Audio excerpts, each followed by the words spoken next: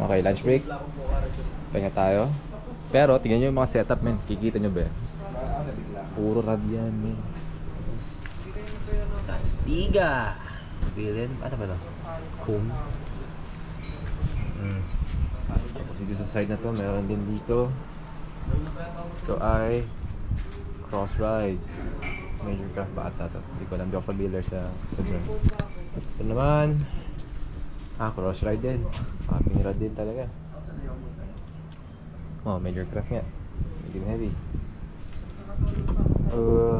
Ano to? Infinite? Seabass? Ito yung sa atin. Oh, Saltworks na feed. Ano to? Galahad ba to? Galaxy?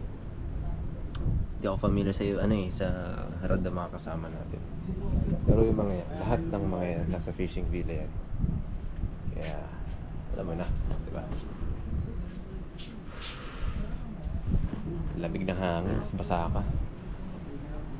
Papalit nga pala ako ng lure.